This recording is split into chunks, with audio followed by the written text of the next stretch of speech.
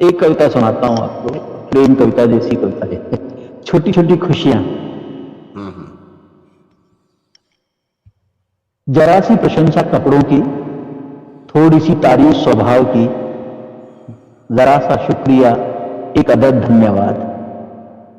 बहुत छोटा सा वक्फा होता है किसी से आत्मीयता जताने का, मिलती ही इतने में छोटी छोटी खुशियां अपार। बहुत छोटा होता है जीवन जिसमें अनंत होती हैं छोटी और मामूली खुशियां।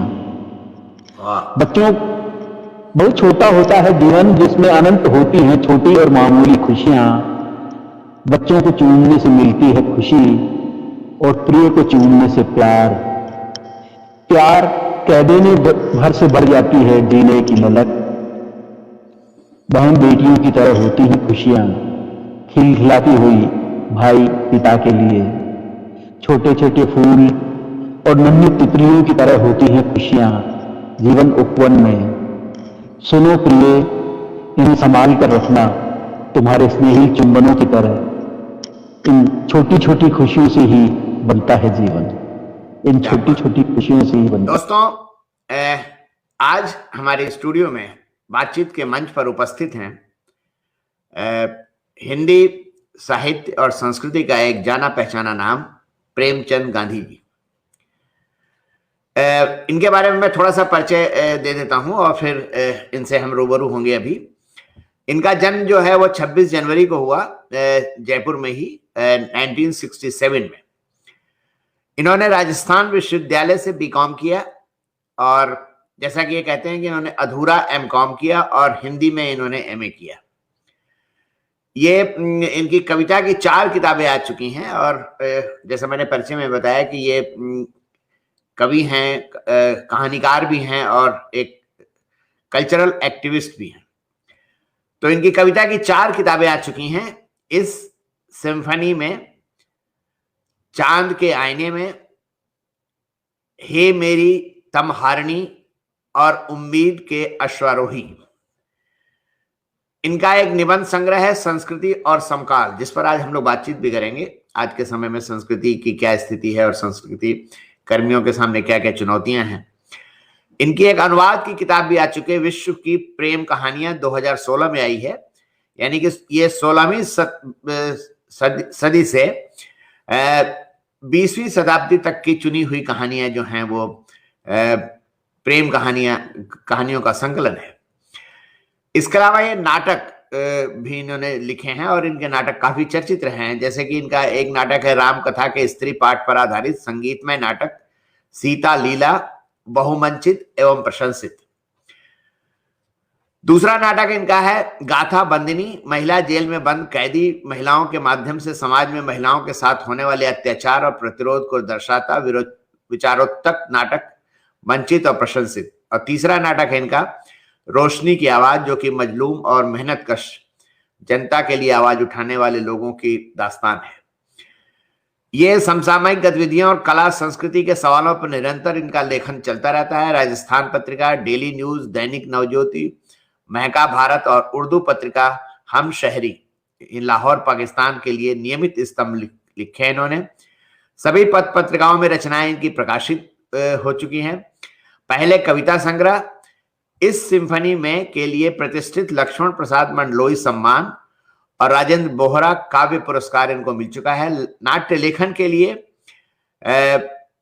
जवाहर कला केंद्र जयपुर से पुरस्कृत हो चुके हैं। कथादेश और सरनोस द्वारा आयोजित प्रथम रहस्य कल्पना कथा प्रतियोगिता, कहानी से रोमांच कथा का मतलब एक प्रतियोगिता हुई थी, उसमें इनकी कहानी पे प्रकाशित हुई थी, पुरस्कृत भी हुई थी और काफी उसकी चर्चा भी हुई थी। और मुझे भी वो कहानी काफी पसंद आई थी। और मैं ये 2 बार पाकिस्तान की सांस्कृतिक यात्रा कर चुके हैं। राजस्थान प्रगतिशील लेखक संघ के 2 बार महासचिव रहे। अनेक सांस्कृतिक जन संगठनों से इनका जुड़ाव है। प्रेमचंद जी, आपका बहुत बहुत स्वागत है हमारे इस बातचीत के मंच पर। जी सर, नमस्कार। बहुत बहुत धन्यवाद, आपने ये मौका दिया। बहुत अच्छा लग रहा है आपको देख के। यहाँ बहुत दिनों बाद हमारी मुलाकात हुई है। शायद हम शिमला में मिले थे, उसके बाद ये पहली मुलाकात है। हाँ, उससे पहले हम लोग बीकानेर में मिल चुके थे एक बार। हाँ हाँ, बीकानेर में मिले थे, बिल्कुल। हाँ हाँ, दोनों जगहों पर मिलने का जो माध्यम था वो एक ही व्यक्ति थे। संयोग है वो एक। पहली जी। बात तो ये बताइए कि ये जो मेरे मन में भी सवाल है और भी लोगों के मन में सवाल होगा, ये आपके नाम में दो महान हस्तियां हैं, प्रेमचंद और गांधी। जी। तो ये मतलब नाम जो है ये मतलब आपका ये बचपन से ही है नाम, या जो आपने इसको अडॉप्ट किया है? नहीं सर, मेरा नाम जो है वो वही है जो मेरा पारिवारिक, जैसे गोत्र होता है ना अपने यहाँ, सरनेम जो होता है परिवार में, तो हमारा गांधी है और नाम मेरा प्रेमचंद है। तो वो संयोग है कि दोनों महान लोगों के नाम से ये मिल जाता है। अदरवाइज मेरा मूल नाम प्रेमचंद ही है और गांधी हमारा जो गोत्र है वो है। अच्छा अच्छा। जी। मैंने आपके परिचय तो दे दिया है। आप थोड़ा सा मुझे बताइए कि जैसे आपने बताया कि आपने एमकॉम जो है वो अधूरा छोड़ दिया, इसके पीछे कारण क्या रहा होगा? असल में जिस समय मैं एमकॉम कर रहा था, तो उन दिनों हमारे परिवार की आर्थिक स्थिति बहुत अच्छी नहीं थी। मेरे पिता की नौकरी उस समय छूट गई थी जब मैं 10वीं 8वीं क्लास में था।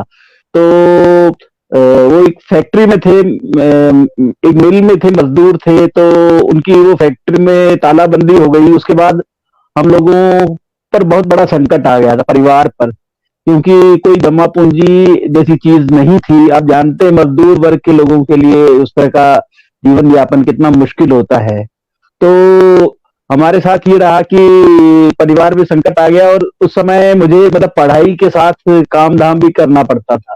तो मैंने बहुत लंबे समय तक ये किया कि हम पढ़ाई और मजदूरी, दूसरे किस्म के बहुत सारे काम हम करते रहते थे, ताकि परिवार भी चले और हमारी पढ़ाई भी चले। तो जब मैं एमकॉम कर रहा था उसी समय संयोग मतलब मैंने 11वीं क्लास पास करने के बाद ही कम्पिटिटिव एग्जाम वगैरह देना शुरू कर दिया था। तो उससे ये था कि भाई किसी भी तरह से कहीं नौकरी मिल जाए तो परिवार को एक संबल मिले, क्योंकि मैं घर में सबसे बड़ा हूँ और मेरे से छोटे 4 भाई बहन हैं, माता पिता है, और कोई उस तरह का स्किल या रोजगार पिता के पास नहीं था। तो बड़ी एक जो आर्थिक परिस्थिति थी उसके अंदर मैंने ये निर्णय लिया कि पहले नौकरी होनी चाहिए। तो जैसे ही मैं जिन दिनों में एमकॉम कर रहा था, तो उन्हीं दिनों एक बैंक में मेरी नौकरी लग गई और मैंने वो एमकॉम अधूरा छोड़ दिया। और फिर बाद में मैंने अपनी रुचि के तहत हिंदी में एमए किया। ये उसके पीछे की कुल जमा कहानी है। नहीं, जैसे जी ये देखिए, जो बीकॉम के बाद एमकॉम एक स्वाभाविक रास्ता होता है। जी जी उसको छोड़ने के बाद हिंदी के प्रति जो आपकी रुचि है, जैसे आपने कहा कि रुचि के हिसाब से फिर मैंने हिंदी में किया, तो जी। ये हिंदी के प्रति रुचि आपकी कैसे हुई और कब से शुरू हुई? ये अगर मैं कहूँ कि बहुत शुरू से नहीं भी कहूँ तो बचपन से मेरी रुचि हिंदी में थोड़ी बहुत थी। यानी हमारे घर का ऐसा माहौल तो नहीं था, लेकिन जब मैं 6ठी क्लास में था तब हमारे यहाँ एक गुरुजी आए थे, जिस स्कूल में पढ़ता था वो, उनका नाम है गणेश राम गोठवाल। वो बहुत अच्छे कवि उस तरह से तो नहीं कह सकते, लेकिन आशु कवि थे और बहुत तुरंत कविताएं रच दिया करते थे। तो स्कूल के लिए गीत लिखना या कोई जैसे 26 जनवरी 15 अगस्त और इस तरह के जो अवसर होते थे वो तुरंत लिख लेते थे।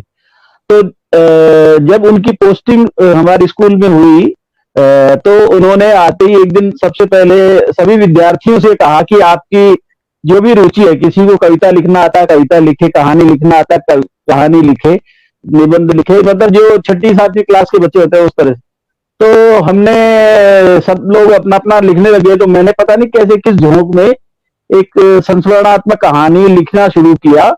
वो आज मैं मुझे याद करता हूँ तो वो कहानी या उस तरह का संस्मरण था। लेकिन वो लिखता गया और जब उनका पीरियड खत्म हो गया, उनके 2 पीरियड थे कंटिन्यू।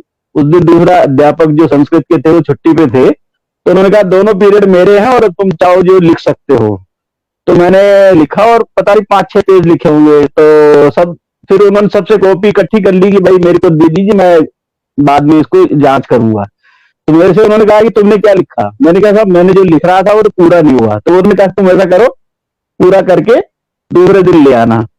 तो मैं फिर घर आया और घर आके मैंने उस कहानी को जो एक संस्मरण टाइप कहानी थी वो मैंने लिखी, और तकरीबन 10-12 पेज की कहानी होगी वो एक, जो उस समय लिखी। और वो मैंने दूसरे दिन उनको पेश की। तो उन्होंने लंच के बाद, रिसेस के बाद, ये पढ़ के कहा कि तुमने कहाँ से सीखा? मैंने कहा मैंने तो कहीं से नहीं सीखा, मैंने तो ऐसे ही लिख दिया कुछ।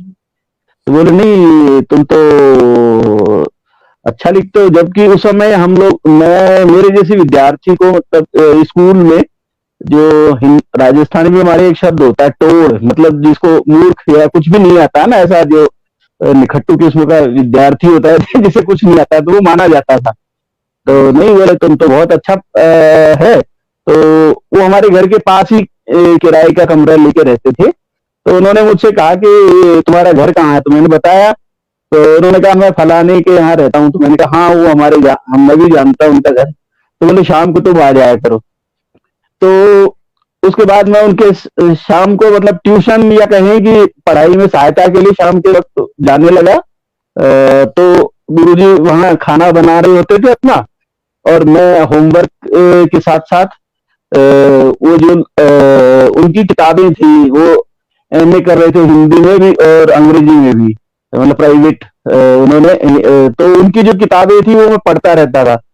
तो आप सोचिए कि 7वीं 8वीं क्लास तक मैंने जो अंग्रेजी साहित्य में फर्स्ट ईयर सेकंड ईयर में जो पढ़ाया जाता है वो मैंने सारा पढ़ लिया था उनके यहाँ से। और उस तरह से मेरी एक, मतलब हिंदी के प्रति मेरी एक अलग तरह का वो लगाव पैदा हुआ। और गुरुजी से फिर हमने दोहे, सवैया, छंद वंद वो सारा अभ्यास थोड़ा बहुत किया। हालांकि मैंने छंद में बहुत कम लिखा है, लेकिन उनके यहाँ से जो अभ्यास हमने किया वो एक रुचि की तरह डेवलप हो गया हमारे। कि भले ही हमारे ये था कि मैं नौकरी पता नहीं हिंदी से मिलेगी कि नहीं, हमारे जैसा कि उस समय हमारे परिवारों में होता था कि भाई आर्ट्स जैसे सब्जेक्ट लेके आप कहीं नौकरी नहीं कर सकते, उस जमाने में ये माना जाता था।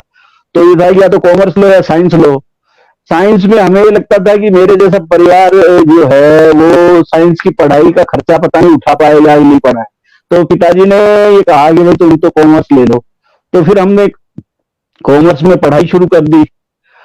लेकिन वो जो रुचि थी साहित्य के प्रति वो बनी रही लगातार। और उन्हीं दिनों में ऐसा हुआ कि कॉलेज, जो स्कूल की लाइब्रेरी से जो किताबें मिलती थी, तो उसमें मुझे एक बार गालिब का दीवान मिल गया, दीवान गालिब, जो आपको याद होगा हिंदुस्तानी एकेडमी ने एक बार छापा था, बंबई से या कहीं से प्रकाशित था, जो अली सरदार जाफरी द्वारा संपादित था, जिसमें मतलब उर्दू और हिंदी दोनों में साथ साथ गजलें थी, एक तरफ अरबिक लिपि में, दूसरी तरफ हिंदी में। और उसका वो था, एक मोटी सी किताब थी, मैं उपन्यास समझ के ले आया था, पता नहीं, मैंने क्या सोचा कि कोई दीवाने गालिब है तो कोई गालिब का कोई उपन्यास का कुछ होगा, हम लोग समझते नहीं थे उस समय। तो वो ले आया और वो छुट्टियों का जो 1-1.5 महीना था उसमें उसको मैं लगातार पढ़ता रहा। और उस झोंक में ये हुआ कि मैंने भी एक, उस जमाने में जो कैपिटल कॉपियां आया करती थी, उस कैपिटल कॉपी के लगभग 300 पेज थे, वो अपनी तुकबंदी में गजल नुमा कुछ लिख लिख के वो पूरी कर दी। और ये लगा कि जैसे गालिब से एक रिश्ता बन गया है। लेकिन कविता लिखना तब भी मुझे लगता था कि शायद बहुत मुश्किल काम है। तो ये तुकबंदी या इस तरह का कह लें कि कुछ कुछ ख्याल इस तरह के आते थे, तो हम लोग मैं लिख लिया करता था। या कि हमारे जो दोस्त रिश्तेदार या उनको जब चिट्ठियां लिखनी होती थी तो बहुत ही काव्यात्मक भाषा में और उस तरह की चिट्ठियां में बहुत लिखा करता था। और लोग बहुत याद करते थे इन दोनों को। अब भी कोई मिल जाता है तो कहता है तुम्हारी ये चिट्ठियां हमारे पास आज भी बहुत सुरक्षित हैं। तो एक रुचि जो थी साहित्य के प्रति वो बनी रही। और मैं भले ही कॉमर्स के फील्ड में चला गया, लेकिन वहां भी आप देखिए कि मैं जब कॉमर्स कॉलेज में पहुंचा, जो राजस्थान का एक बड़ा कॉलेज है जयपुर में, तो उस कॉमर्स कॉलेज में हिंदी में जितनी किताबें थी जिनको मैं पढ़ सकता था, वो शायद उस लाइब्रेरी में वहां बहुत कम किताबें थी हिंदी की, लेकिन जितनी भी थी उसमें मैंने बड़े बड़े उपन्यास, अमृता प्रीतम के हों, चाहे थ्री मस्केटियर्स और दूसरे अंग्रेजी के जो अनुवाद में और किताबें थी, उस बहुत सारी, मतलब महादेवी, प्रेमचंद, और ये सब हमने मतलब फर्स्ट ईयर तक आते आते सारा पढ़ डाला था। तो इस तरह से एक रुचि बनी रही थी।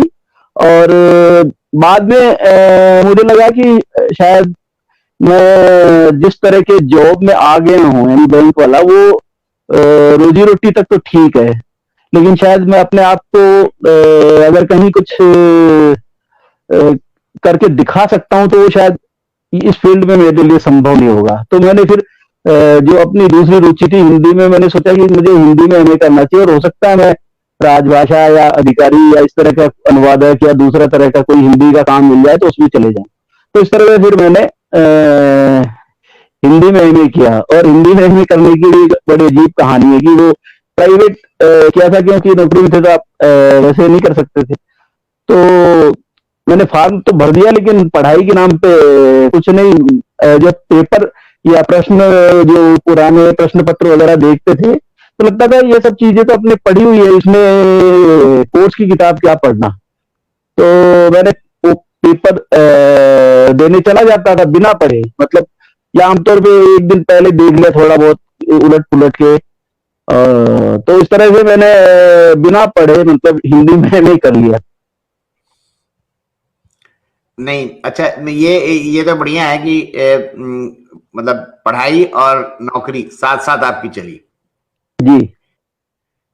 ये बताइए कि एक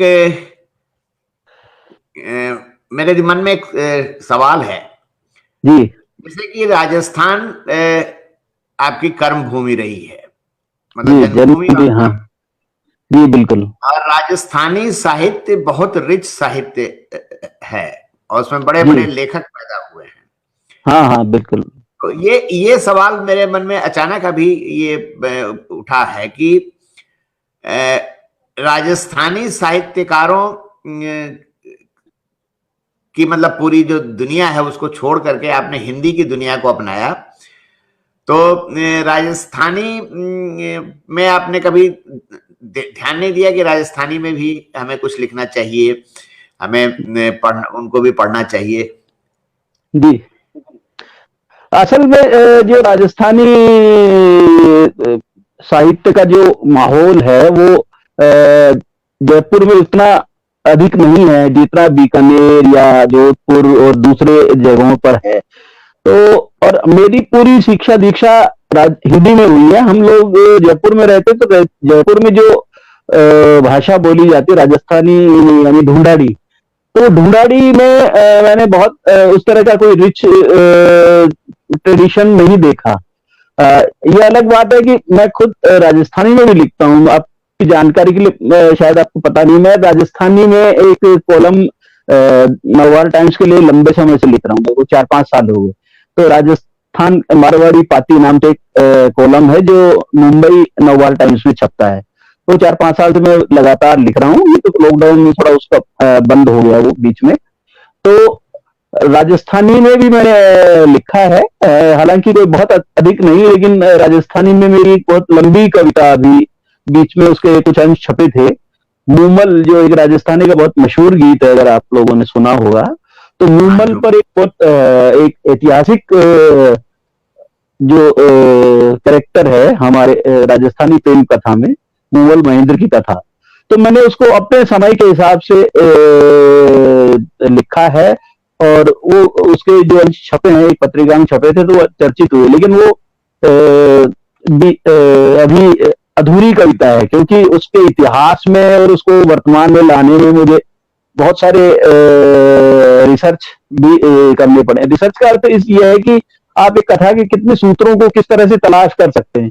कि जैसे मूमल 14वीं-15वीं शताब्दी के बाद की कहानी है, लेकिन मैं उसको मोहनजोदड़ो तक लेके जाता हूँ कि एक काव्य नायिका को आप कितने दूर तक इतिहास में देख सकते हैं, उसके बहाने हमारे वर्तमान को टटोल सकते हैं। तो वो एक लंबी कविता है, वो मैं लिख रहा हूँ। और उसके अलावा भी छुटपुट राजस्थानी में मैंने लिखा है, लेकिन कहानी उपन्यास ऐसी कोई चीज नहीं। लेकिन राजस्थानी हूँ, तो राजस्थानी भाषा मेरे भीतर बसती है। और मैं आज भी घर में, जैसे हम भाई हो, माँ हो, अब पिता तो नहीं है, लेकिन हम लोग घर में जो बात करते हैं तो हमारी राजस्थानी में करते हैं। नहीं, जी चलिए बढ़िया है। ये बताइए कि जैसे कविता की आपकी 4 किताबें आ चुकी हैं, जी है ना? जी हाँ और एक किताब जो है वो, जिसकी चर्चा मैंने पिछले दिनों, मतलब पिछले में देखा था, सुना भी था, हे जी मेरी तमहारिणी।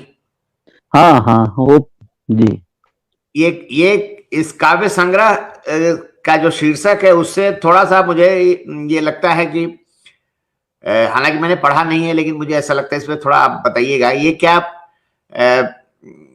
प्रेम कविताओं का संकलन है, और आपने किसी को संबोधित करके ये संग्रह तैयार किया है?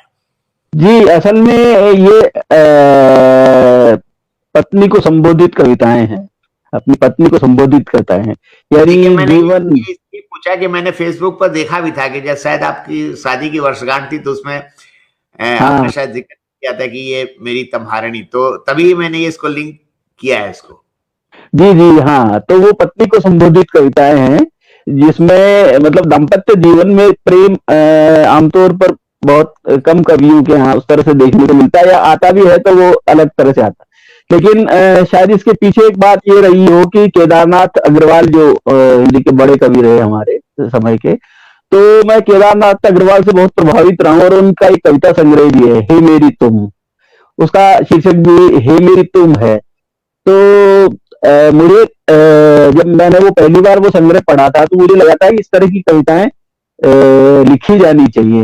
तो मैंने कहा हे मेरी तुम तो मैं नहीं रख सकता, लोग कहेंगे कि अच्छा तुमने तो केदारनाथ अग्रवाल को कॉपी कर लिया। लेकिन मैंने जीवन में जिस तरह से अ, आप दाम्पत्य जीवन में प्रेम करते हैं, उसको व्यक्त करने का भी कवि के पास हौसला और वो सलीका आना चाहिए। तो वो मैंने में लिखा, और ये लगातार लगभग 1.5-2 साल तक लिखी जाती रही कविताएं हैं, मतलब लंबे समय तक लिखी गई, और फिर इसका एक संकलन ये तैयार हुआ, तो ये बोधि प्रकाशन से प्रकाशित हुआ। उसको भी लोगों ने काफी पसंद किया है। ये यहाँ पर मैं एक टिप्पणी करना चाहूंगा, वो ये कि आमतौर पर ये देखा गया है, और ये मैंने भी कई बार महसूस किया अपने कई लेखकों, मित्रों, कवियों को, जी कि उनका लेखन जो होता है वो उनकी पत्नी तक नहीं पहुंचता है, या पत्नी उससे होकर नहीं गुजरती है। हैं? जी और जैसे मैं अपनी खुद की बात करूं, तो जब हमारी कहानी और कविता की चर्चा कोई बाहर से करता है, तब पत्नी उसको खोज उठा के पढ़ती है कि आखिर उन्होंने लिखा क्या कि जिसकी इतनी तारीफ हो रही है। तो हाँ, आपका इस पर क्या अनुभव है? नहीं, मेरा अनुभव ये है कि मैं जब लिखता हूँ ना, तो अमूमन ये होता है कि मेरी पहली पाठक या श्रोता है ना, पत्नी होती है। तो मुझे लगता है कि एक वो सामान्य गृहिणी है, लेकिन अगर उसको कोई चीज समझ में आ रही है, उसको अपील कर रही है, तो ये हर एक को अपील करेगी, भले ही वो साहित्य का एक सामान्य पाठक होगा, उसको भी अपील करेगी। मुझे आलोचकों से ज्यादा सामान्य पाठक, सामान्य श्रोता, जो जीवन की जद्दोजहद में लगे रहते हैं, लेकिन कविता या साहित्य से उनका वैसा ताल्लुक नहीं होता, अगर उनको अपील मतलब पत्नी को अपील करती है, तो इसका मतलब है कि वो सबको अपील करेगी। ये मेरा अनुभव रहा है। इसलिए मेरी अधिकांश रचनाएं, अगर मैं लिख भी लेता हूँ, तो पूछती भी है कई बार कि क्या लिख रहे हो लेना, फिर मैं कहता हूँ अभी ये चल रहा है, तो बोले सुनाओ। मैंने कहा अभी रहने दो, जब पक जाएगा कुछ तो पढ़ूंगा। और मैंने तो लंबी लंबी कविताएं, मतलब इधर मैंने कुछ जैसे आपको बताया मोहम्मद जैसी कविता लिखी, इस तरह से एक और कविता बौद्ध काल को लेकर एक कविता मैंने लिखी है, बहुत लंबी कविता है, वो लगभग 80-85 पेज की कविता है। तो वो कविता अभी छपी नहीं है कहीं भी, तो मैंने उसको सुनाई, तो उसको अच्छी लगी, तो मुझे लगा कि अब ये कुछ लोगों को भेज दीजिए। फिर मैंने कुछ मित्रों को भिजवाई वो कविता, तो लोगों ने भी पसंद किया, देखिए वो जब छपेगी तो आएगी। तो ये है कि अगर आप अपने घर में अपने बच्चों को या अपनी पत्नी को, जिसको लगता है कि भाई इनको सुनानी चाहिए, तो आप जो एक पहली पाठ की प्रतिक्रिया अगर आपको यहाँ से मिलती है, तो इसका मतलब है कि और ये बहुत ईमानदार प्रतिक्रिया होती है। ऐसा नहीं है कि आपकी पत्नी है तो हमेशा आपकी तारीफ ही करेगी, वो कहेगी ऐसा क्यों कर दिया, इसको क्यों मार दिया, इसको क्यों कर दिया। पत्नियां कोई जरूरी नहीं है कि हमेशा तारीफ ही करें। हाँ आप बिल्कुल, वो सबसे बढ़िया आलोचक होती है आपकी। यही मैं कहना चाह रहा था जी कि सारी दुनिया आपकी तारीफ कर सकती है, लेकिन पत्नी के सामने तो आप पति ही रहेंगे, वही पति जो 5 फुट 4 इंच का, 5 फुट 5 इंच का। बिल्कुल बिल्कुल वही बात है जी। अच्छा, ये बताइए कि कहानियां, कविताएं तो आप बहुत अच्छी लिखते हैं, ये तो मुझे भी पता है। और आप हमारे अभी मित्र स्वप्निल श्रीवास्तव ने भी बताया कि वो प्रेम की कविताएं आपकी बेजोड़ होती हैं और उसमें काफी गहरा भाव होता है। जी आपने कहानियां भी लिखी हैं, और जैसे एक कहानी का तो जिसमें कि आप वहां पर उस कहानी में प्रतियोगिता में आप, मेरे ख्याल से मुझे ठीक से याद नहीं, कुछ उसमें आपको पुरस्कार भी मिला है, मतलब जो है हाँ जी वो जी। हंस वाली तो नहीं हंस वाली नहीं, वो कथा देश ने एक प्रतियोगिता की थी। कथा देश में तो वो उन्होंने 7 कहानियां चुनी थी, उसमें एक कहानी मेरी भी थी। उसमें कोई प्रथम द्वितीय तृतीय जैसा उन्होंने नहीं रखा था, लेकिन सबको उन्होंने 7 कहानियां चुनी और 7 कहानी को पुरस्कृत किया था। फिर उनका अंग्रेजी में अनुवाद हुआ, तो अंग्रेजी में भी अनुवाद हुआ, और शायद उनका ये था कि स्पेनिश में भी, फ्रेंच में अनुवाद होना था उनका।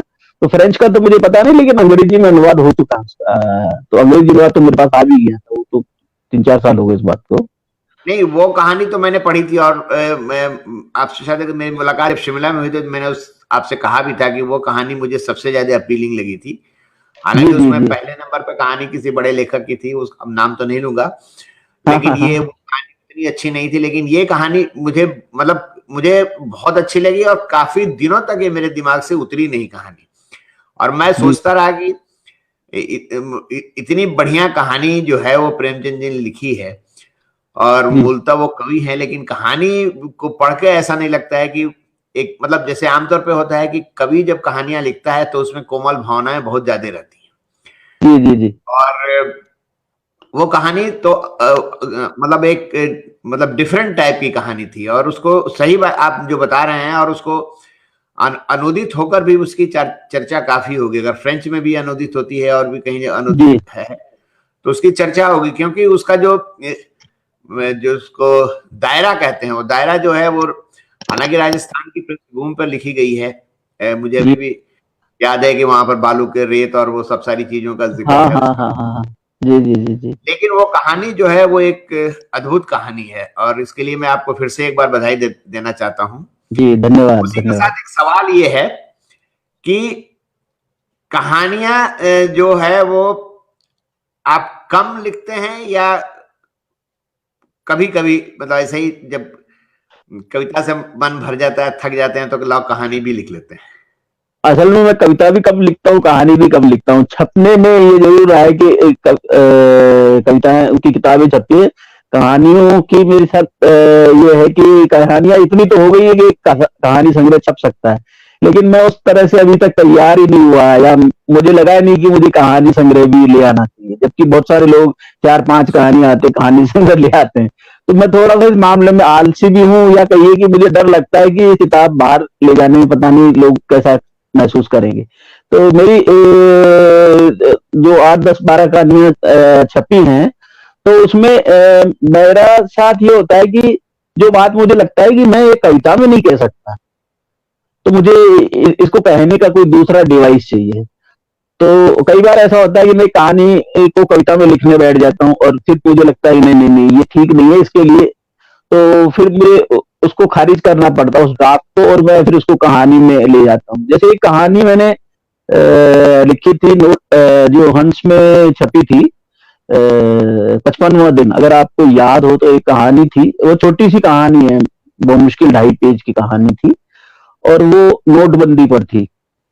और उसमें लेखक अपनी तरफ से कुछ नहीं कहता, पात्रों के जो परिस्थितियां हैं उस समय, जो कुछ घट रहा है पात्रों के दिलो दिमाग में, हाँ और वही है।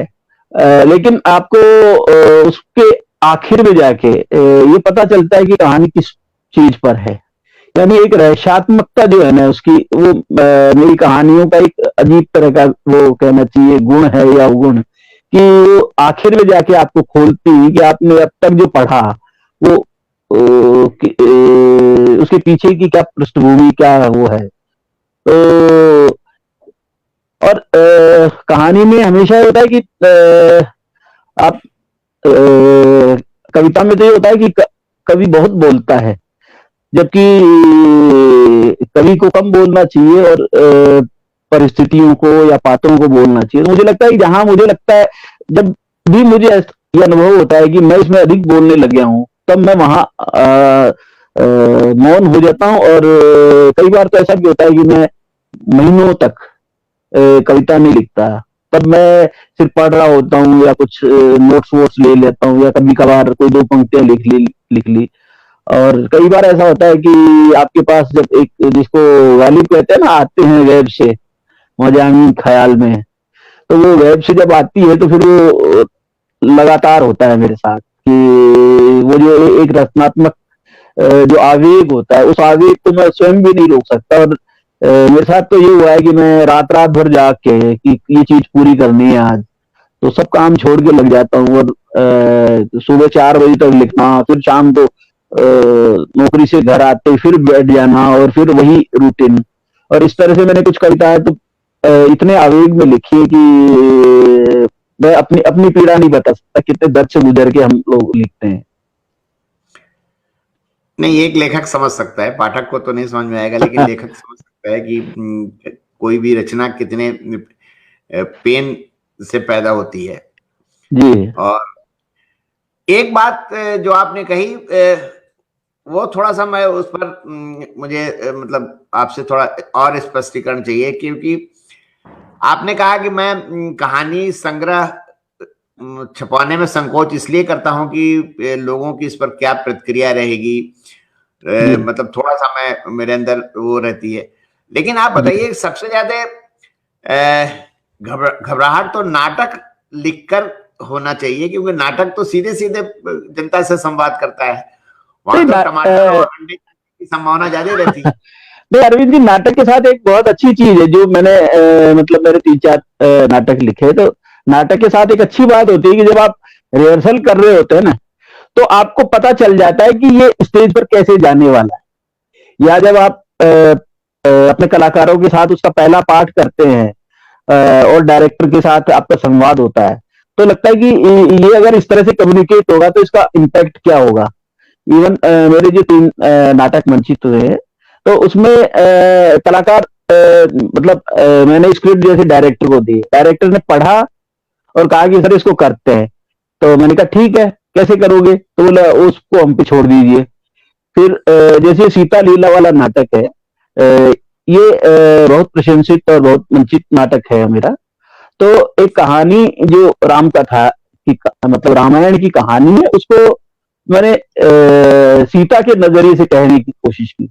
लेकिन उसमें जो डिवाइस मैंने इस्तेमाल किया वो था ब्रेक्ट वाला, कि कहानी कभी मंच पे घटित होती है, कभी इतिहास में चली जाती है, फिर वो इतिहास से सीधे मंच पे आ जाती है और दर्शकों के बीच में चली जाती है। तो वो जो डिवाइस हम इस्तेमाल करते हैं, वो आप कितनी खूबसूरती से इस्तेमाल करते हैं, इस पर डिपेंड करता है।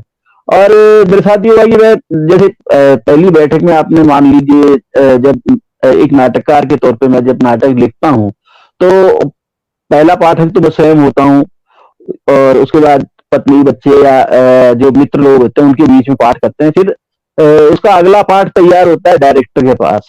जब डायरेक्टर उसको सीन्स में डिवाइड करता है और देखता है कि इसको कैसे करना है, तो वो उसको क्रिएट कैसे करता है, और उसको लगता है कि इसमें यहाँ ये तब्दीली कर देने से ही बेहतर हो सकता है, तो फिर वो मुझसे पूछता है कि सर इसको ऐसा कर ले तो क्या ठीक रहेगा।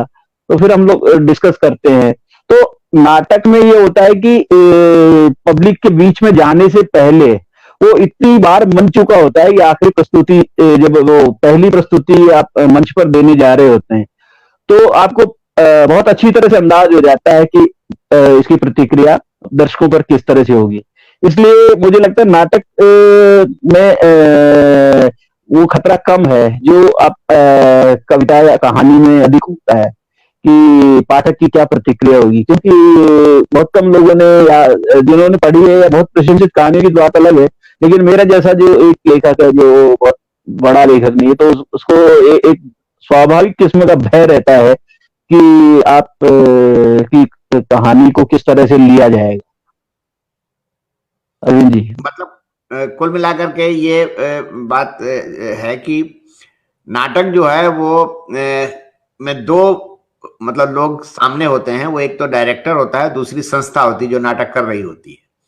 जी वहां पर कई बार लेखक जो होता है वो पर्दे के पीछे रहता है। पर्दे के पीछे मतलब वो बैकग्राउंड में रहता है।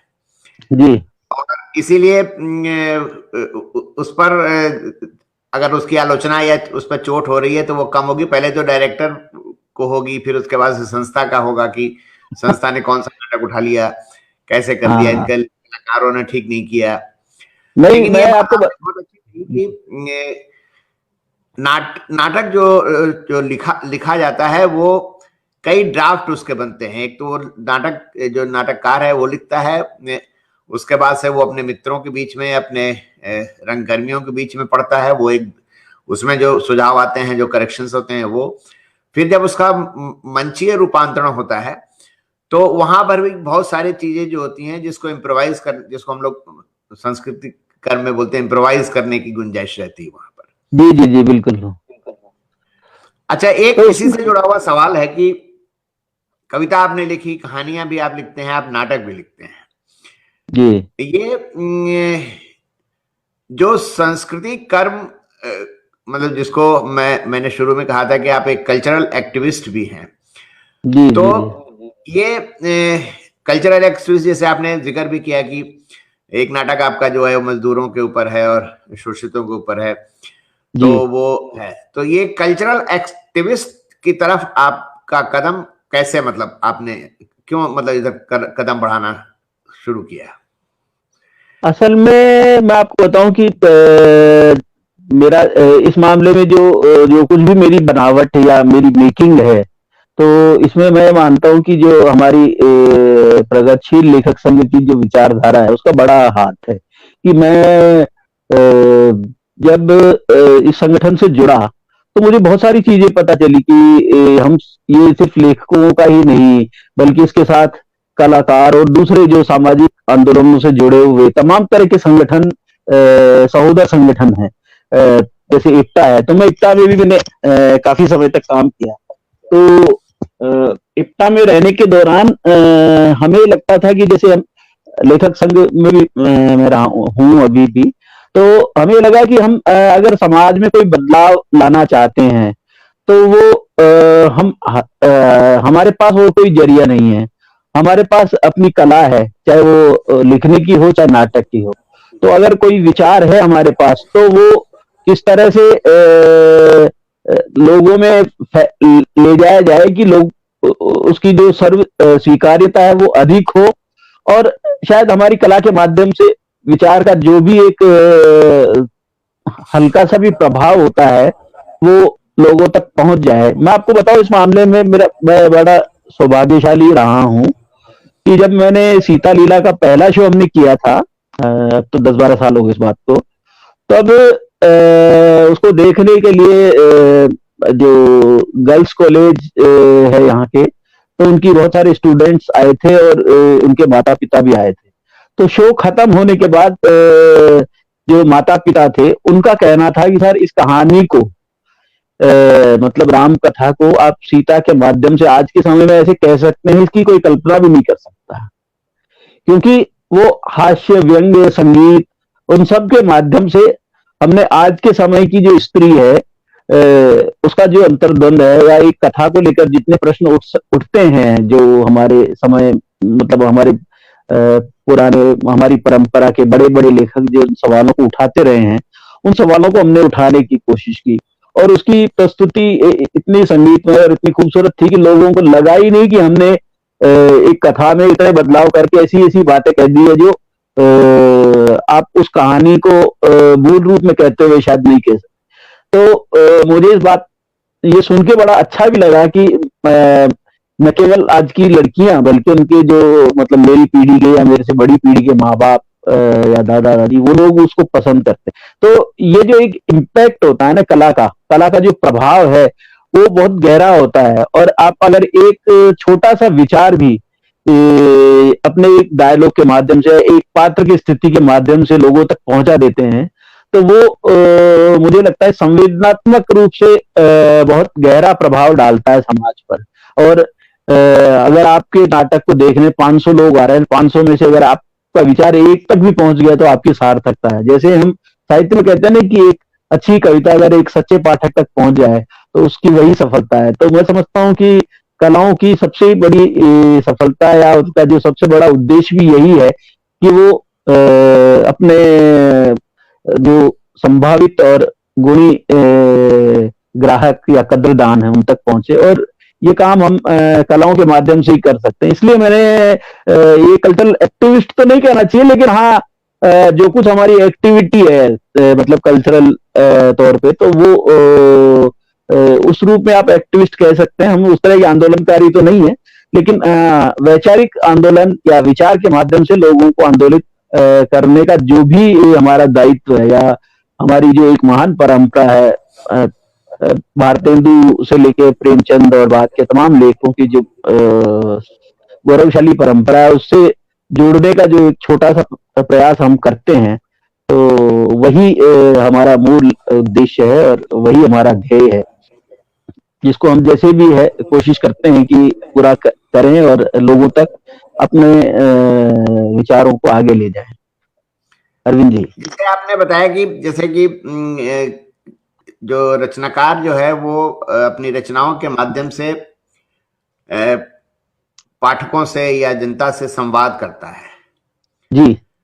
तो अब जो रचनाकार है वो कविताएं लिखता है, मान लीजिए एक कविता का माध्यम हो गया, एक कहानी का माध्यम हो गया, एक गीत का माध्यम हो गया, जी। एक चित्रकारिता का माध्यम हो गया, हाँ। एक है नाटक का माध्यम। तो इनमें से आप किसको बहुत इस दृष्टि से कारगर मानते हैं कि वो बहुत जल्दी और बहुत तेजी से और बहुत आसानी से जनता से संवाद कर लेता है? नहीं, इस मामले में तो निश्चित रूप से नाटक जो है रंगमंच वही सबसे बढ़िया माध्यम है लोगों तक अपनी बात तुरंत पहुंचाने का। आप आजकल सोशल मीडिया के जमाने में जरूरी है कि आप कविता फेसबुक पर या किसी सोशल मीडिया पर डाल दे तो लोगों तक पहुंच जाए, लेकिन उसका जो इम्पैक्ट है, मुझे लगता है कि जो आप साक्षात देखते हैं ना, जैसे थिएटर में आप के जो भी दर्शक बैठे हुए हैं और एक सीन जो दृश्य मंचित हो रहा है उसके माध्यम से एक कलाकार जो मतलब लेखक जो कहना चाहता है उसको वो व्यक्त कर रहा है, और उसे जो दर्शक पर प्रभाव पड़ता है, उसके मनोजगत पर जो प्रभाव पड़ता है, उसकी चेतना पर जो प्रभाव पड़ता है, वो और बाहर लेके क्या जाता है, वो मुझे लगता है वो ज्यादा बड़ा माध्यम है कविता या कहानी। मतलब कविता, कहानी और दूसरी कलाओं के बनिस्पत वो बड़ा ज्यादा प्रभावशाली, ज्यादा क्रांतिकारी, ज्यादा आंदोलनकारी माध्यम है, क्योंकि उसका प्रभाव बहुत देर तक रहता है। मुझे खुद को याद है कि हमने अपने जवानी में या बचपन में जो चीजें हमने देखी थी नाटक के माध्यम से, वो आज तक हमारे दृश्य मतलब दिमाग में दृश्य की तरह अंकित है। उसके प्रभाव, उसकी ध्वनियां, उसके संकेत, और उसके इवन आपको भी याद होगा कि बहुत सारे हमारे बचपन में देखे हुए जो दृश्य होते हैं इस तरह के नाटक और इस तरह की कलाओं के माध्यम से, वो हमारे जीवन में आज भी हमें मतलब 50-55 साल की उम्र में भी जो कि त्यों सुरक्षित रहते हैं, क्योंकि कलाओं का खासतौर से इस तरह की जो क्या कहना चाहिए कि रंगमंच जैसी कलाएं हैं वो ज्यादा गहरा प्रभाव छोड़ती हैं आप पे। जैसे बचपन में सुने हुए गीत हमें बहुत अच्छी तरह से याद आते हैं, इस तरह बचपन में देखे हुए नाटक, स्कूल में खेले हुए नाटकों के डायलॉग लोग बुढ़ापे तक नहीं भूल पाते, अगर आपने स्कूल में किसी नाटक में कोई भूमिका भी की होगी तो। ये बड़ी जबरदस्त बात है, और मुझे लगता है यही एक कारण है कि हमें अपनी बात कहने के लिए रंगमंच का अधिक इस्तेमाल करना चाहिए। और मैं कोशिश करता हूँ कि तमाम तरह की चीजें उसमें एक नाटक में रखने की कोशिश की जाए।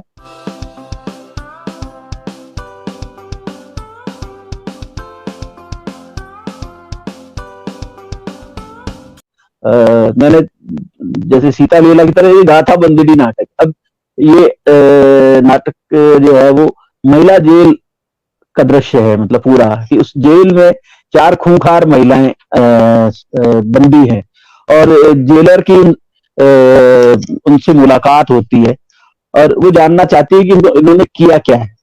और जब वो उनकी फाइलें पढ़ती है, उनसे बातचीत करती है, तो उसमें पता चलता है कि जुर्म इन्होंने नहीं किया, जुर्म इनके साथ समाज ने किया है। और इनको इस हद तक मतलब विवश किया गया कि वे अपराध कर बैठी। तो अपराध असल में अपराधी पैदा नहीं होते, कोई जन्मजात अपराधी नहीं होता है। अपराधी हमारा समाज बनाता है, उसकी पारिवारिक, सामाजिक और राजनीतिक परिस्थितियां अपराध को जन्म देती हैं। और यही इस गाथा बंदिनी नाटक के माध्यम से मैंने 4 उसमें कैरेक्टर रखे कि अलग अलग तरह के लोग हैं, महिलाएं हैं, वो अलग अलग पृष्ठभूमि से आई हैं, लेकिन चारों को क्यों अपराध का रास्ता अपनाना पड़ा? क्योंकि समाज में अपराध अचानक तो पैदा नहीं होते, या एक महिला अपराध की तरफ जाती है या हिंसा की तरफ जाती है तो उसके पीछे बहुत गहरे कारण हैं वो, और उन कारणों की पड़ताल समाज को करनी पड़ेगी। तो हम कोशिश यही करते हैं कि समाज अपनी आत्मालोचना करे कि इस समाज को बेहतर कैसे बनाया जा सकता है। अगर आप कोई भी समाज जब आत्मालोचन बंद कर देता है तो वो बिल्कुल बंद उस तरह का समाज होता है, हो जाता है जिसमें कुछ खास तरह के लोग एक कोड़ा लेकर लोगों को हाथ में लग जाते हैं कि नहीं तुम ये नहीं कर सकते, तुम ये नहीं कर सकते, तुमको ये करना होगा, तुम ये नहीं करोगे तो ये नहीं रहोगे। जैसा कि कुछ देशों में देख रहे हैं और कभी कभी हमारे यहाँ भी देखने को मिलता है, जो इधर कुछ बढ़ भी गया। अच्छा, ये बताइए कि कई बार जब हम आंतरिक गोष्ठियों में लेखकों से बात करते हैं और कवियों से बात करते हैं जी, और मैं उनसे जब सवाल करता हूं कि आपकी ये कविता या आपकी ये कहानी तो जब मेरी समझ में नहीं आ रही है तो ये पाठकों को कैसे समझ में आएगी, तो उनका एक रेडीमेड जवाब होता है कि जिसको समझ में आए उसको उसके लिए लिखिए, जिसको नहीं समझ में आए उसके लिए नहीं लिखिए। तो ये एक टिप्पणी, इस पर थोड़ा सा आपकी राय मैं जरूर जानना चाहूंगा। देखिए, मुझे लगता है कि समाज में जो वैचारिकी के बहुत सारे स्तर होते हैं, जैसे कि बहुत सारी रचनाएं या बहुत सारे वैचारिक जो दर्शन हैं वो हर व्यक्ति के लिए नहीं होते। कि जैसे मान लीजिए मैं अगर आपसे कहूं कि आपने फ्राइड को पढ़ा है क्या, तो या किसी सामान्य व्यक्ति से कहूं तो भाई मेरे कोई मतलब ही नहीं फ्राइड को पढ़ने। तो हर व्यक्ति से मैं ये अपेक्षा नहीं कर सकता कि वो हर तरह की रचना को या हर तरह के विचार को समझे। जिन कवियों की आप बात कर रहे हैं मैं भी पढ़ता हूं कई बार, और सच में मुझे खुद को कई बार लगता है कि ये अगर मैं एक कविता को 5 बार पढ़ूं, 10 बार पढ़ूं और मुझे सिर्फ उसमें एक दृश्य नजर आए या एक हल्का सा बिंब नजर आए, तो मुझे कई बार लगता है कि यार इसमें जैसे हम लोग जिस तरह की विचारधारा को मान के चलते उसमें ये है कि कोई ऐसी बात होनी चाहिए जिससे कुछ उद्वेलन हो, कुछ चीज तो पैदा हो। लेकिन बहुत सारे कवियों के यहाँ अगर नहीं होता है तो या तो ये हो सकता है कि भाई मेरी अपनी मानसिक जो मेरे मानसिक धरातल के अनुकूल नहीं है वो, या ये लगता है कि ये शायद कुछ अलग तरह के स्वाद में एक जिसका आस्वाद मैं नहीं ले सकता। कि जैसे मान लीजिए कि आप और मैं, अगर मैं अरविंद या आपकी और मेरी बात करूं तो आप मंच के बहुत सारे ऐसे कवि हैं जो जिनको लाखों लोग पसंद करते हैं, लेकिन आप और मैं नहीं करते। तो उनसे उनकी वो तो ये कहेंगे कि हम तो इतने लोकप्रिय हैं, लेकिन हमारे लिए उनका कोई महत्व नहीं है। जो हाशिया व्यंग्य के नाम पे चुटकुले वगैरह सुनाते रहते हैं, तो उनकी लोकप्रियता एक अलग चीज है, लेकिन उसका जो गुणात्मक रूप से उसकी गुणवत्ता है वो अपनी जगह है। तो मैं मानता हूं कि जो व्यक्तियों में या समाज में चेतना के अलग अलग स्तर होते हैं, तो उन स्तरों के हिसाब से ही शायद रचनाकार अपना पाठक और अपना लक्ष्य निर्धारित करता है। हो सकता है जो कविता आपको या मुझे समझ में नहीं आए, वो किसी और बड़े व्यक्ति के लिए लिखी गई हो, जिसकी समझ का स्तर हमसे बहुत ऊपर हो। तो मुझे ये हमेशा ऐसा लगता है कि अब जैसे लुडविग विटगेन्स्टाइन को आपने पढ़ा हो अगर, तो एक दर्शन शास्त्री है। अब विटगेन्स्टाइन को समझना एक सामान्य पाठक, या क्या कहूँ कि मैंने उसको पढ़ा तो मुझे लगा कि ये क्या चीज है जो मुझे पकड़ में नहीं आ रही। मैं दर्शन का आदमी नहीं हूँ, तो बहुत सारी चीजें ऐसी होती है जो आप उस तरह से नहीं समझ सकते, क्योंकि आपकी चेतना का स्तर वैसा नहीं हो सकता।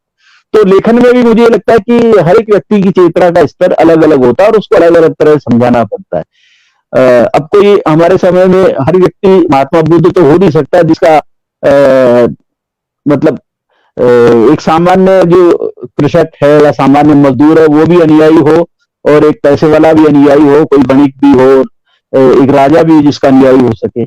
ऐसी स्थिति ऐसे महात्मा बुद्ध जैसी प्रतिभा या चीजों को समझाने की प्रतिभा हम लोगों में तो है नहीं, या हर एक में नहीं हो सकती। नहीं, देखिए जैसे कि मान लीजिए कि विज्ञान हो गया या चिकित्सा हो गई या मान लीजिए दर्शन शास्त्र हो गया, वो तो लेखक के अपना चिंतन होता है, लेखक का अपना जो मतलब उसका अब तक का पूरा अध्ययन होता है, उसका निचोड़ निकाल करके वो कोई थ्योरी या कोई समथिंग प्रपोज करता है। जी जी।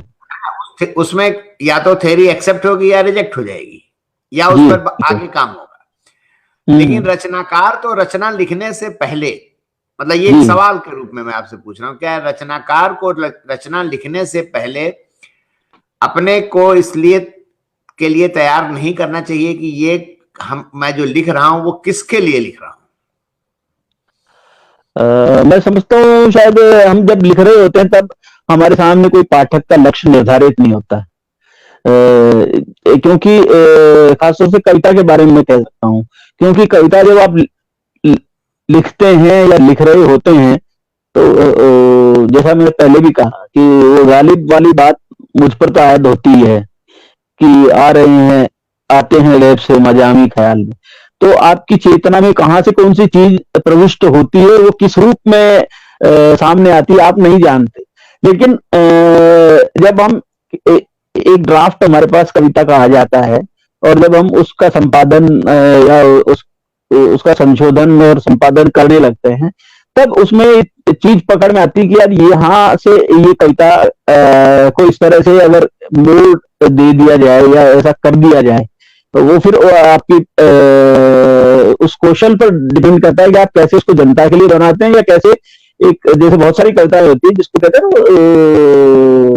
आत्मतुष्टि के लिए लिखते हैं, मैं तो अपने लिए लिख रहा हूँ। तो ऐसी बहुत सारी कविताएं जो अपने लिए लिखी जाती है, कई बार मजाक में कह दी जाती है। हमारे बहुत सारे कवि मित्र हैं जो इस तरह की लंतरानियां जिसको कहते हैं, लंतरानियां भी लिखी जाती हैं, जिसके मजे लिए जाते हैं, तो वो भी होता है।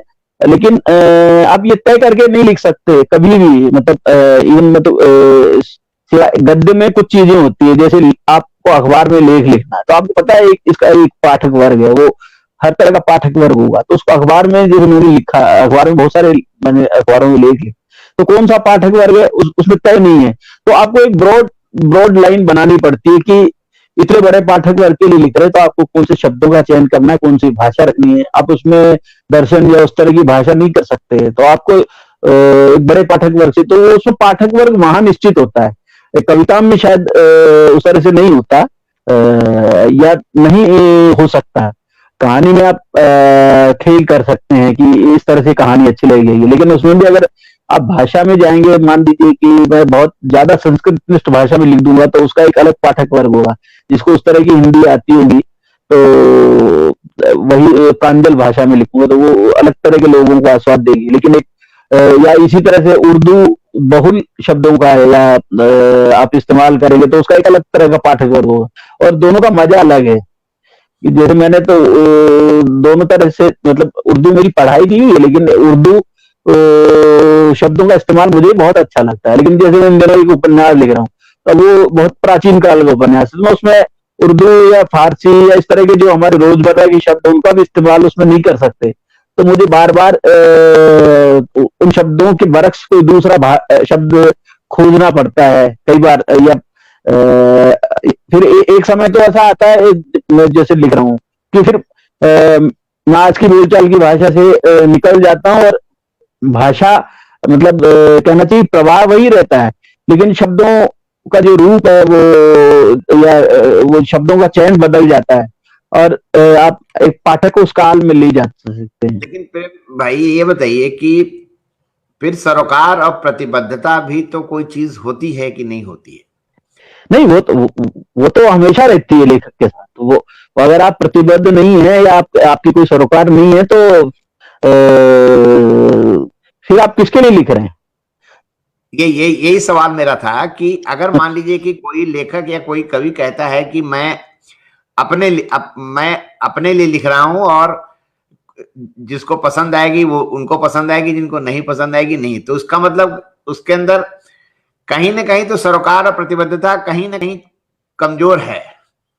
बिल्कुल बिल्कुल, वो देखिए, इतना तो तय करना ही पड़ेगा आपको कि आप किसके लिए लिख रहे हैं। भले ही उसकी एक अलग तरह की छवि उस तरह से नहीं हो, जैसे हम लोग लिखते हैं तो हमें पता है कि हमारी कविता, अगर मैं 1000 लोगों के, मैंने तो कवि सम्मेलनों में भी कविताएं सुनाई, और मुझे कभी तकलीफ नहीं हुई। मैंने 5000 लोगों के कवि सम्मेलन में रामलीला मैदान पे जयपुर में, वहां भी कविताएं सुनाई, और वो उतनी कम्युनिकेट हुई है जितने किसी कविता गोष्ठी में होती है। तो मैं मान के चलता हूँ कि आपके पास अगर कहने को कोई बेहतरीन बात हो, कहने का ठीक ठाक ढंग हो, तो आप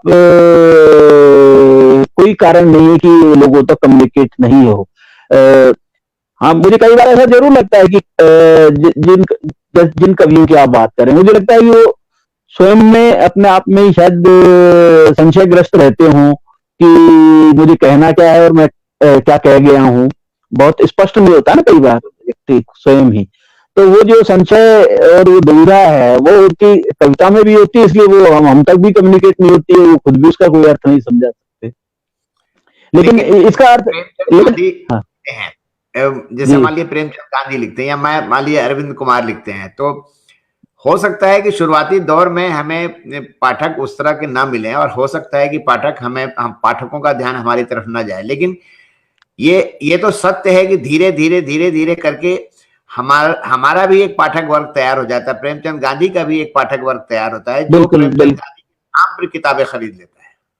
हाँ हाँ बिल्कुल होता है वो जबकि आपको पता भी नहीं होता। मैं आपको बताऊं, आए दिन मेरे पास ऐसे कई बार इस तरह के, आपके पास भी आते होंगे इस तरह के फोन और इस तरह के संदेश आते हैं कि हमने आपकी जी किताब वहां से लेके पढ़ी है, या हमने आपके बारे में ऐसे सुना है आपको। तो वो देख के अच्छा लगता है कि आपने इसके लिए कोई अलग से प्रमोशन या कुछ नहीं किया।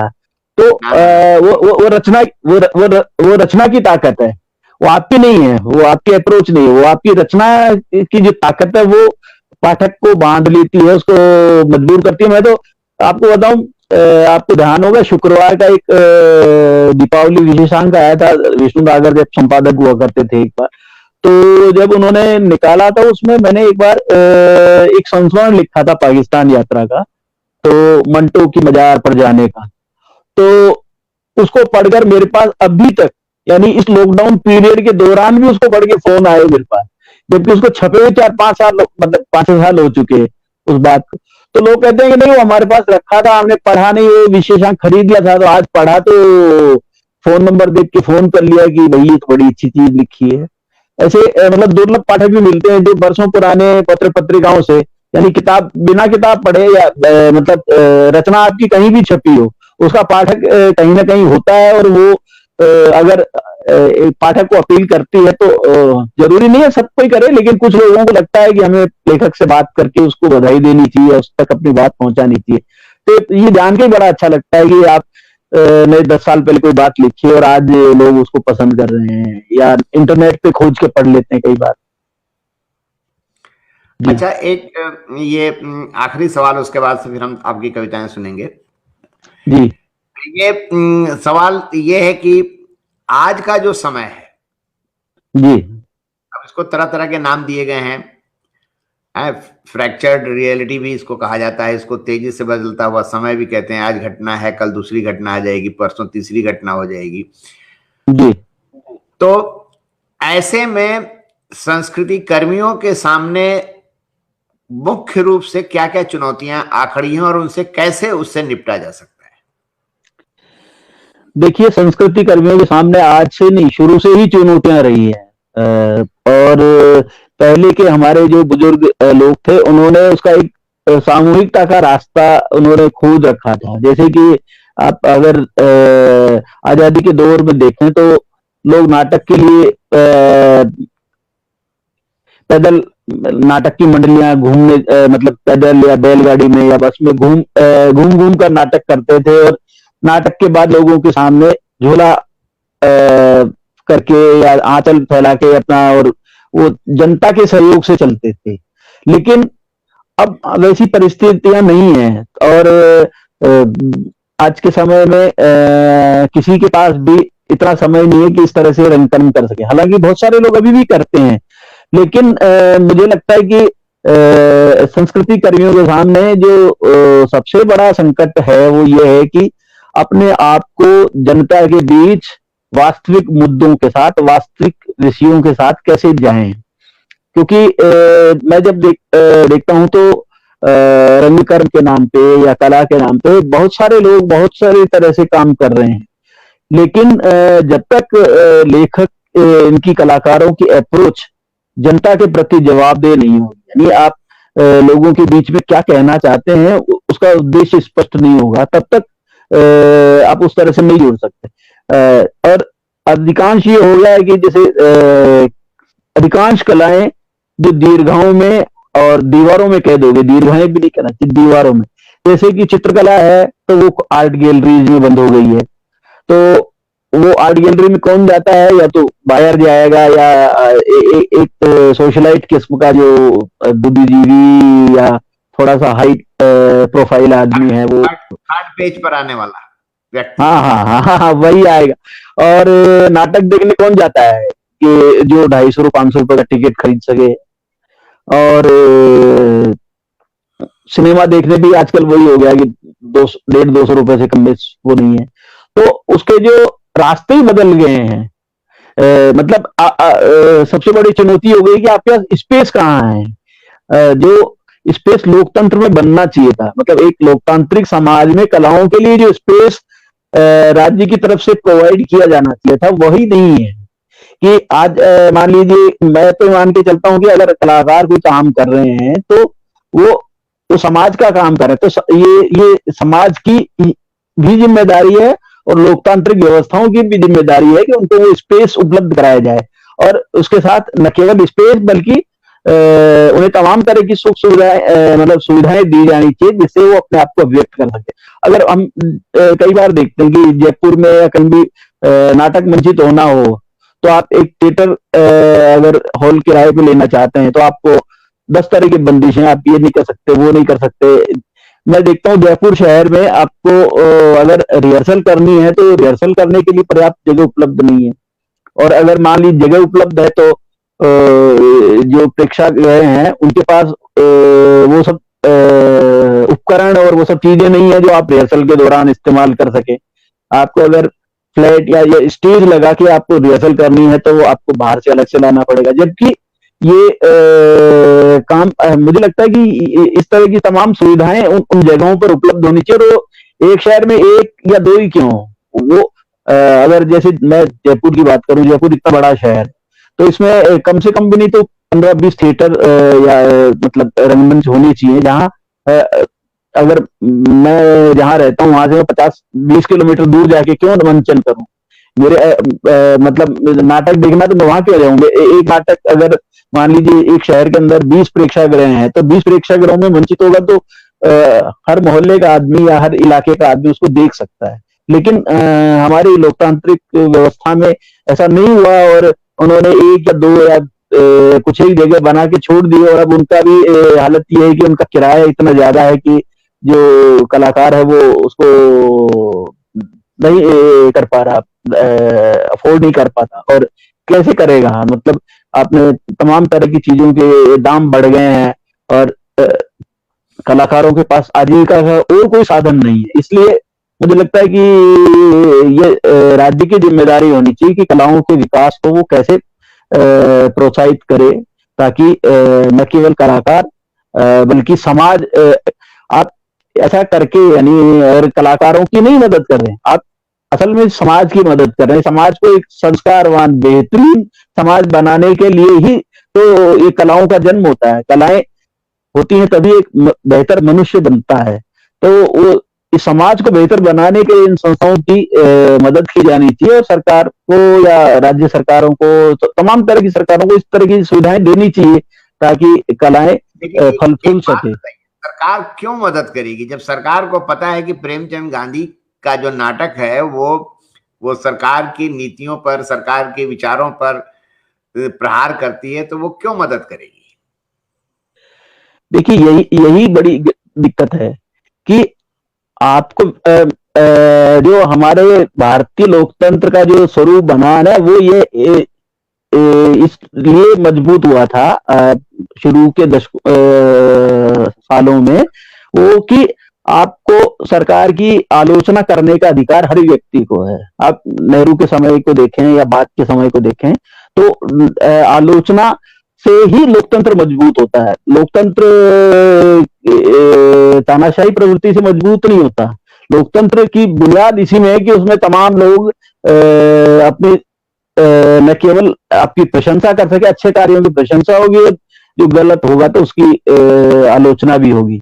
और आलोचना लोकतंत्र का मूलभूत विचार है, क्योंकि कोई भी विचार मतलब लोकतंत्र को तभी मजबूत करेगा जब आप कोई भी निर्णय हो, मान लीजिए परिवार में भी होता है, परिवार में भी एक लोकतंत्र होता है। पिता जो कह देता है उस पर पूरा परिवार जरूरी नहीं है कि उस पर अमल करे ही, वो सब लोग आपस में बात करते हैं, उसके बहुत सारे पहलुओं को देखते हैं कि किस तरह से कोई चीज इसको ठीक किया जा सकता है, कैसे इस परिवार को आगे ले जाया जा सकता है।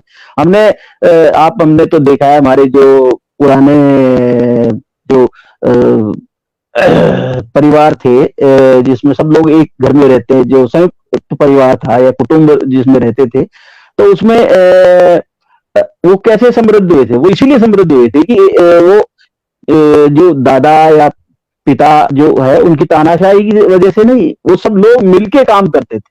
वो सब एक दूसरे के विचारों का सम्मान करते थे, एक दूसरे के विचारों को परखते थे कि इस तरह से ये ठीक हो सकता है। तो लोकतंत्र में ये सबसे अच्छी चीज यही होती है कि चाहे सत्ता हो, चाहे विपक्ष हो, चाहे जनता हो, चाहे लेखक हो या कलाकार हो, सब लोग अगर सरकार की या राज्य की व्यवस्था की किसी बिंदु पर आलोचना कर रहे हैं, तो उनको आलोचना करने का अधिकार हो, और उससे कोई चीज बेहतर हो। यहाँ पर मैं एक चीज आपको बताना चाहता हूं कि जैसे मान लीजिए कि छात्रों का आंदोलन हुआ, अभी जैसे मान लीजिए पिछले दिनों महिलाओं ने आंदोलन किया था नागरिकता के सवाल को लेकर के, अभी किसानों का आंदोलन चल रहा है। जी जी।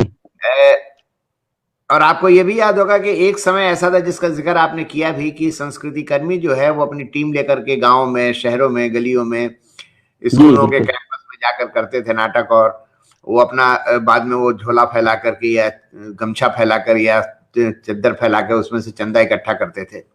हाँ हाँ बिल्कुल। आज मुझे बड़ा ताज्जुब हुआ कि एक पैरेलल संस्कृति कर्म को खड़ा किया जा रहा है, जिसमें अब वो माध्यम जो कभी जन माध्यम हुआ करते थे, जन नाट्य मंच के माध्यम हुआ करते थे या जनवादी माध्यम हुआ करते थे, वो आज प्रतिक्रियावादियों के हाथ में चला गया है। वो क्या कर रहे हैं कि वो महिलाओं के विरोध में, वो छात्रों के विरोध में, वो बड़े बड़े विश्वविद्यालयों के विरोध में, वो किसानों के विरोध में नुक्कड़ नाटक तैयार करके गली गली और शहर शहर वो कर रहे हैं आजकल। ये चुनौती जो सबसे बड़ी है, इससे हमें कैसे निपटना है, मैं ये जरा आपसे जानना चाहता हूँ। देखिए, कलाएं क्या है कि हमेशा से दुधारी तलवार रही है। आप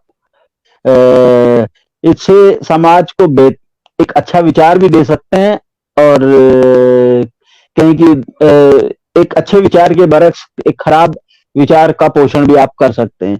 तो लेकिन असल में कला के भीतर, कलाओं के भीतर की जो एक समझ, जो मैं समझता हूँ कि उसकी आत्मा होती है, कला की आत्मा ये होती है कि आपको कितने भी तरह से आप कहें, गलत बात जनता तक पहुंचती नहीं है, या वो संप्रेषित उस तरह से नहीं हो पाती जिस तरह से कोई अच्छा विचार हो सकता है।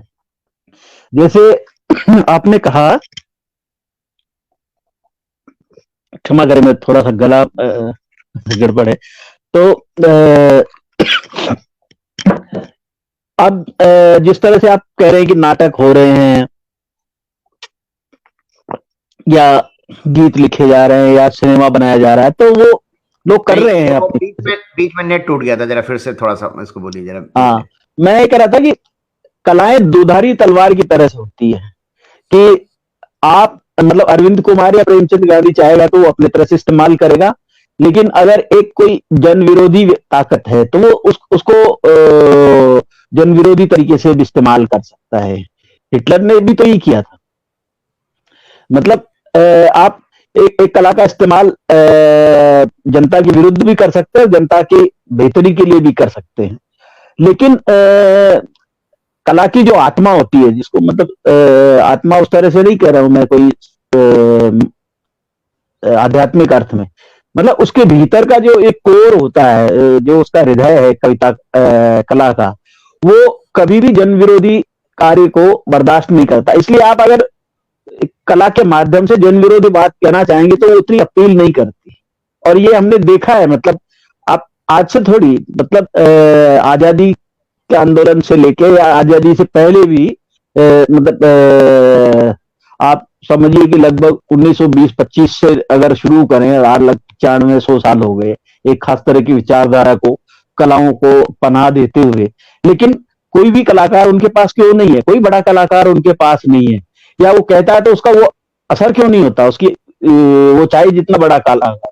आपने आज तक सुना है कि इस भारत के अंदर कोई आदमी मतलब हिंसा का पक्ष रखने वाला कोई बड़ा कवि हो गया हो, गांधी की हत्या करने वाला या उसका हत्यारे का प्रशंसक कोई हो बड़ा कवि हो, या इस लोकतंत्र का विरोध करने वाला कोई बड़ा कवि हो? ये हो ही नहीं सकता, क्योंकि ये लेकिन कला। आप ये तो आपने भी देखा होगा, हालांकि बहुत लंबी बातचीत चले, लेकिन फिर भी एक ये इस पर हम बात करके बात को आप कविताएं सुनेंगे।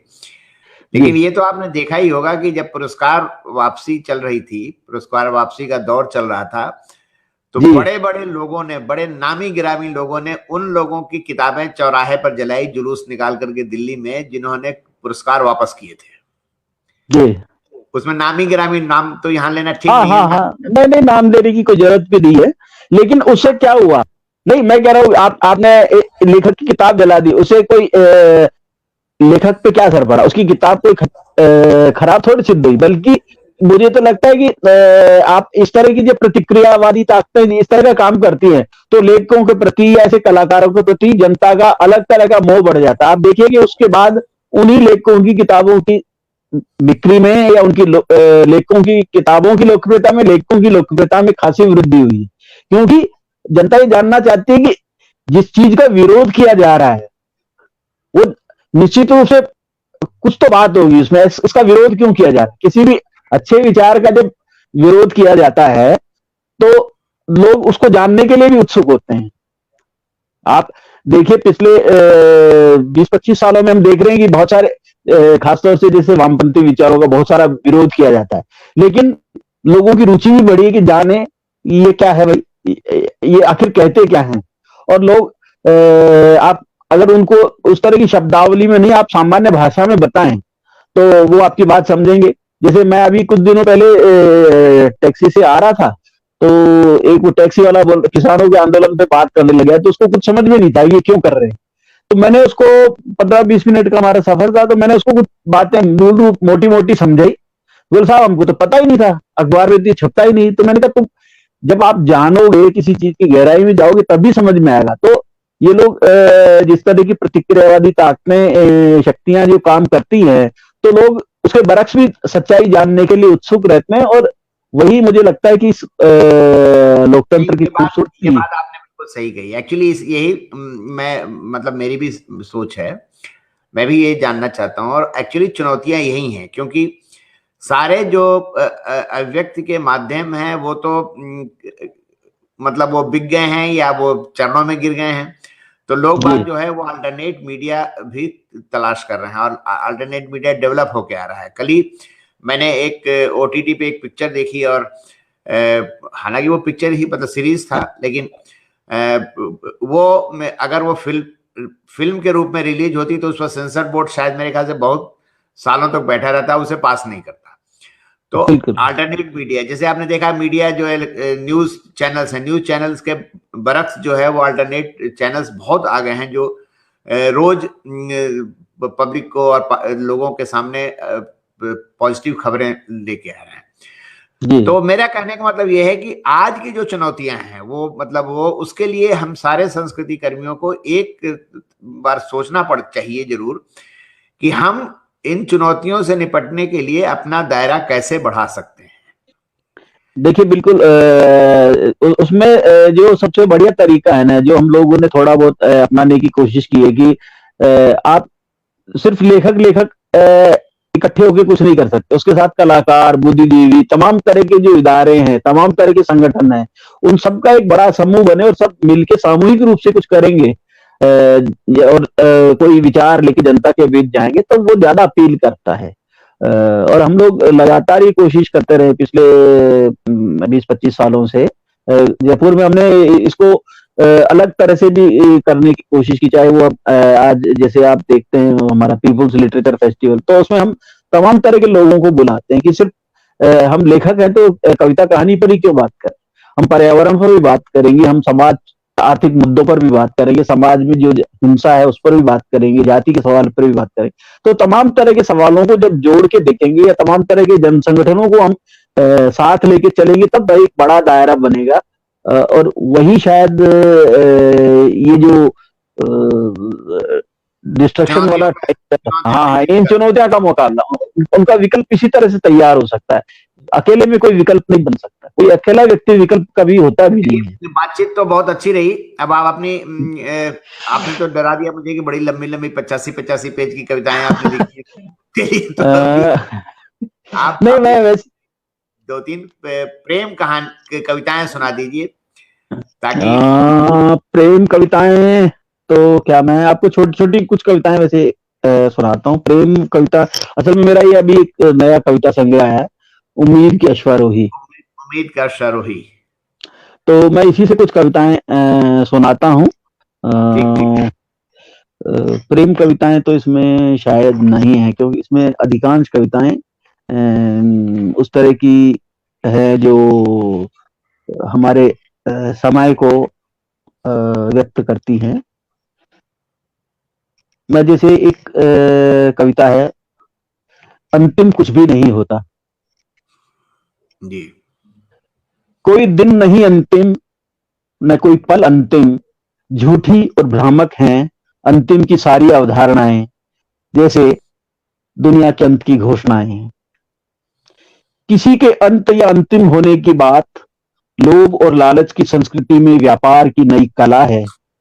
बिक्री और छूट का आखिरी दिन, बचे हुए माल को बेचने का तरीका, आवेदन की अंतिम तिथि, गलाकाट प्रतियोगिता का पैतरा, कमजोर को बाहर करने का हथियार अंतिम।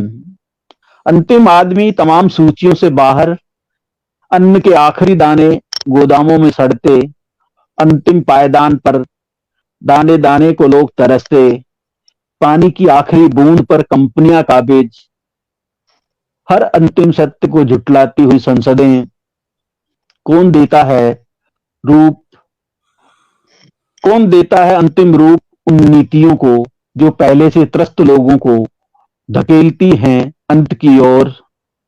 समस्याओं का आखिरी समाधान क्यों होता है सिर्फ व्हाइट हाउस के पास। दरिद्रता के मुहाने पर खड़े आदिवासियों के पास कहां से आता है आखिरी हथियार। क्यों अपनी ही जनता को गोलियों से भून देने का बचा रह जाता है आखिरी उपाय। कहीं नहीं कोई अंतिम सत्ता, इस अनंत सृष्टि में हमने मंगल तक जाकर देख लिया। अंतिम कुछ भी नहीं होता सांस के बारे में, अंतिम कुछ भी नहीं होता आखिरी सांस के बारे में सिर्फ मृतक जानते थे। हमारे पास तो सिर्फ इरादे हैं और इनमें से कोई अंतिम नहीं है। ये कविता थी। और अच्छी कविता है, बहुत अच्छी कविता है। हाँ।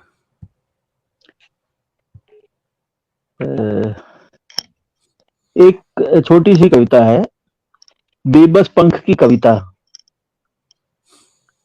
जब तक रहे परिंदों के साथ भरी परवाज आकाश की अनंत ऊंचाइयों में। जब तक रहे परिंदों के साथ भरी परवाज आकाश की अनंत ऊंचाइयों में, उस काया से ऐसा छोटा साथ कि अब तो उड़ा ले जाती है हवा जहां चाहे वहां। वाह। उस काया से ऐसा छोटा साथ कि अब तो उड़ा ले जाती है हवा जहां चाहे वहां।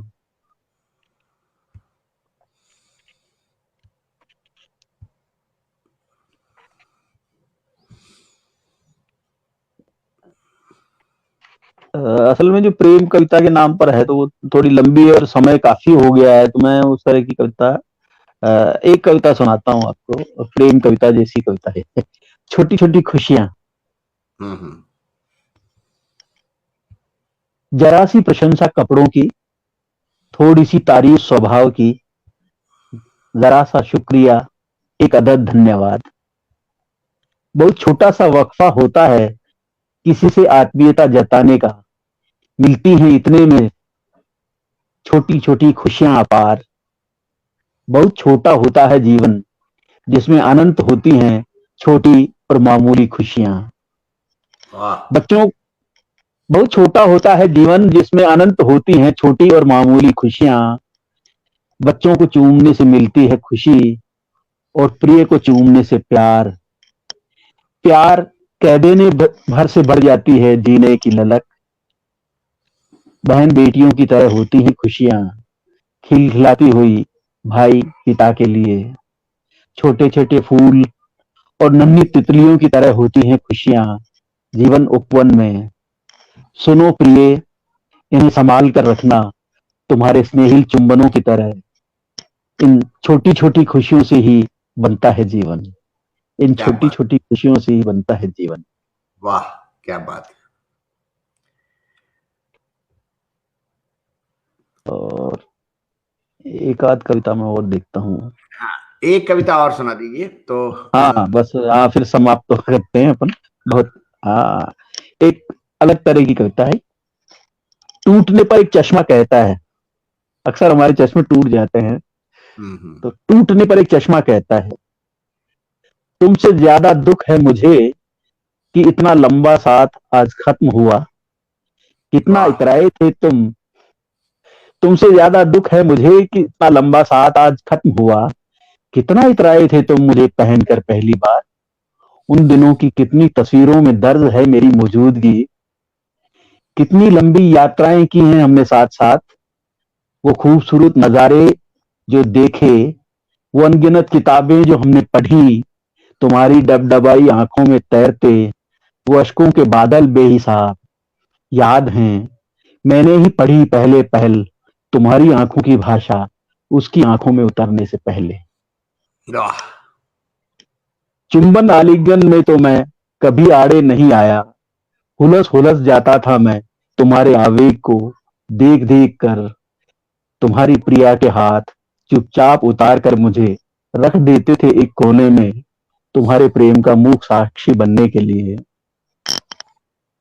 अपनी अंतिम सांसें लेता हुआ यह क्षत विक्षत देह लिए लेता हूं मैं तुम्हारे ही पास चुपचाप, जैसे किसी प्रियजन की पार्थिव देह, जैसे किसी प्रियजन की पार्थिव देह। वाह। तो ये तो वाकई अद्भुत कविता, अद्भुत। इन दशस की चश्मे की दृष्टि से आपने, जी चश्मे की तरफ से ये कविता आपने लिखी है। जी ये बहुत अच्छी कविता है। तो आपसे बातचीत तो बहुत अच्छी हुई। और जी अ, ऐसा है कि बातें तो उस जगह पे जाकर हमें थोड़ा मोड़नी पड़ी जहां पर गंभीर आगे बात और हो सकती थी, जी जी लेकिन जी समय की सीमाएं हैं, आप समझ ही सकते हैं। जी फिर बिल्कुल कभी बैठेंगे और भी कुछ ज्वलंत मुद्दों पे बातचीत करेंगे। बिल्कुल प्रेम बिल्कुल। भाई, आपका बहुत बहुत धन्यवाद कि आप, मुझे पता है कि आप आजकल जो जयपुर में प्रोग्राम कराने में काफी व्यस्त होंगे इस समय। आज आप हाँ, पीएलएफ की तैयारियों में लगे हुए हैं। हाँ जी। पीएलएफ की तैयारियों में लगे हुए हैं, और फिर भी आपने समय निकाल करके मुझे थोड़ा समय दिया, और आपसे बहुत अच्छी बातचीत हुई, हमारे दोस्तों को काफी पसंद आई, और मुझे भी काफी अच्छा लगा आपसे मिल करके इतने सालों बाद, 2-3 सालों बाद, 3 सालों बाद, 3 या 4 जी। साल हो गए मेरे ख्याल से, 4-5 साल। हाँ, 4-5 साल हो गए। और कोरोना में हम सारे लोग अलग अलग हैं, लेकिन मैं कोशिश करता रहता हूं कि लोगों से बातचीत होती रहे इस माध्यम से। आपका बहुत बहुत धन्यवाद प्रेम भाई, कि आपने मुझे समय दिया। नमस्कार। जी, नमस्कार। आपका भी बहुत बहुत शुक्रिया, आपने और आपके दोस्तों ने, अपने फेसबुक के तमाम दोस्तों ने जो देखा, उन सबका शुक्रिया। और हम फिर मिलते रहेंगे। और मैं बस एक गुजारिश ये करूंगा कि आप इस बार हमारा जो पीपुल्स लिटरेचर फेस्टिवल पीएलएफ जो है ऑनलाइन होने जा रहा है, तो आप हाँ, सब लोग उसके कार्यक्रमों से जुड़े रहें और हमारे साथ बने रहें। तो आपको कुछ इस ऑनलाइन साहित्य में भी आपको बहुत सारी महत्वपूर्ण गतिविधियां देखने को मिलेगी। बहुत महत्वपूर्ण कवि लेखक देश दुनिया से हमारे साथ जुड़ रहे हैं।